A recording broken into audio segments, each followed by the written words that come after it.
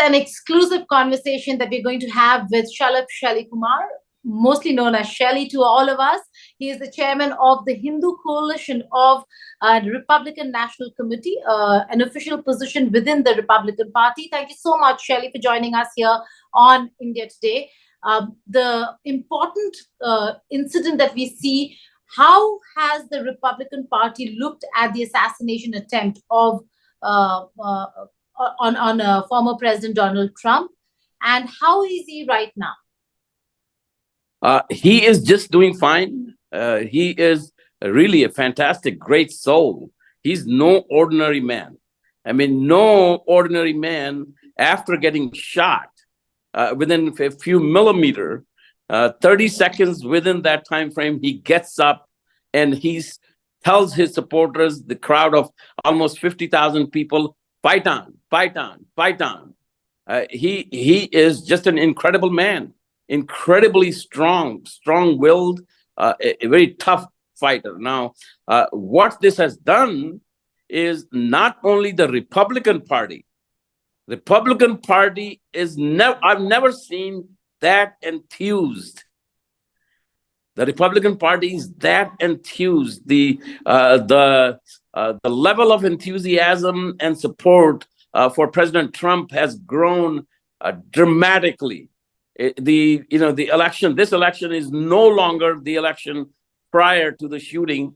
There are so many independents also, so many Democrats also. That is, we used to call Reagan Democrats, these are now Trump Democrats. They look at how the president, after getting shot, how he behaved versus how President Biden was during the first debate, where he could not even hold it together. So those would be the two images that are in stark contrast. Right. President Trump doesn't really have to run any ads anymore. So you just look at the contrast between two men and two leaders. I'm so proud to be the chair of the Hindu Coalition of Republican National Committee, as well as the Republican Hindu Coalition. And I'm proud to call him a friend. I'm proud to be on his advisory committee. And he is just a phenomenal man. So he's fine. How is the family? What was the family's reaction? How concerned and worried are they? Well, everybody was worried. Even a bullet goes within a couple of millimeters of your brain. Everybody was worried. No question about it. And also, everybody remembers 1981, when President Reagan was shot. Initially, everybody kind of thought that it's okay. He survived. It's good. No problem. Then they took him for the checkup in the hospital, and the situation got worse and worse and worse, that he even had to declare his VP as the president, temporary president.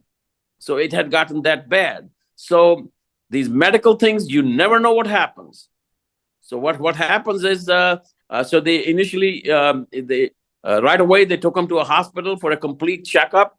Thank God, there was not much, because it was just the bullet went through the upper part of his right ear, and that's besides being very tough, I mean, the God is on his side, on our side, on countryside. That is, if his face was not turned to the right, he was pointing to a statistic on a screen. And if he had not turned his face towards that, we would not have him. He'll be dead. Right. In terms of security lapse, do you look at it as a security lapse? Was there a security lapse? Do you think the security did enough? Was there any threat that you knew of, that the Republican team and Republican camp knew of against Donald Trump? Were enough precautions taken? Well, the security team of President Trump had asked for additional security. And, there's mixed report whether the administration Biden administration had complied to that request or not. There's going to be a lot of questions asked and answered. We'll learn about it in a few weeks as the investigation takes place. But I will admit, because we have held so many rallies with him, it is very difficult. It's the most challenging thing is to have security for President Trump because the crowd is too large. Always 40,000, 50,000 people come to his rallies. And that's a very large crowd to be able to prevent, firearms getting inside. And this time it was not the firearms inside. The problem was this is in an open air. And there are 5, 6 buildings surrounding that. And now there will be questions asked. There will be definitely questions asked. Why did the Secret Service not check out the building, the ARG building, from where this crooks fired the shots? How come they did not catch him there? There will be questions. Okay, there are investigations that are ongoing. The FBI has released the name of the person who was responsible for the shooting. Any details or information shared with the Republican camp on the motive behind this entire attack? It is just declared as an assassination attempt. This person is not on social media, so not too much people know about him as to what the motivation was. It could be immigration related, it could be terrorist related, it could be just pure political, it could be aroused by the campaign of the Democrat Party, because they have made this entire campaign on dictatorship versus democracy. Right. If you are for democracy, vote Biden. If you are for dictatorship, vote for President Trump. Now, they have lost that entire point. You do not have a candidate who wants to be president, and the people who are for democracy, they excite the people, not blaming that they did it.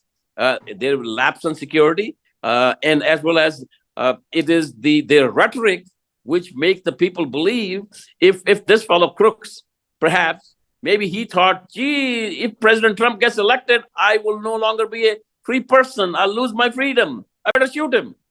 Okay. So that is not, this is wrong. Right. Finally, with regards to the politics of it, now with this incident, how will it impact the coming election campaign, not just of the Trump side, but particularly of President Biden? August 19th is going to be very important. The Democratic National Convention is going to be held. What do you think is going to happen? Are they going to have a closed convention? Will Biden step down? Or are they going to open it up? Is it too late?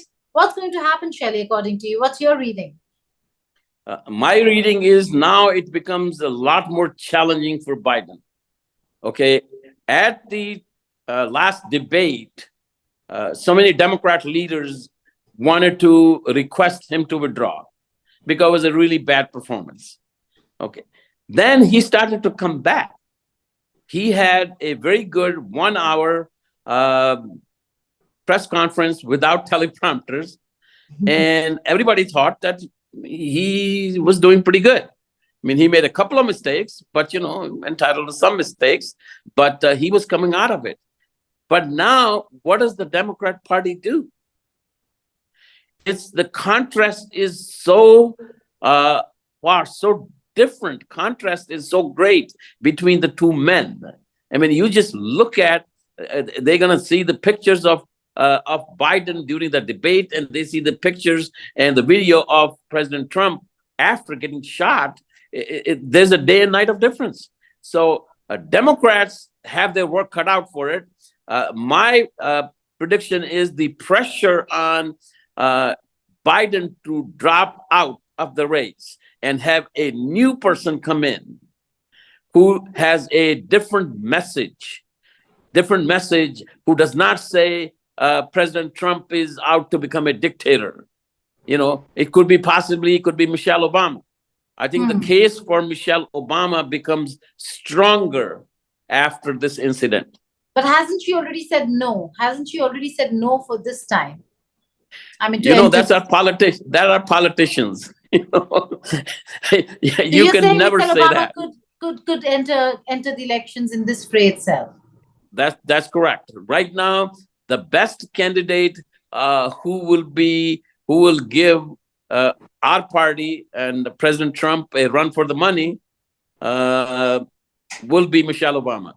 That's the most feared candidate we have. That's very interesting. And finally, before I let you go, how soon will we see Donald Trump back on the track? Oh, he will be there. There will be a fantastic, let's say, show of force on Monday or Tuesday. Tomorrow or day after is going to, the delegates at the convention are going to go absolutely wild. Okay. Absolutely wild. The enthusiasm level is just incredible. On that note, Shalabh Kumar, thank you so much for joining us here on India Today Global.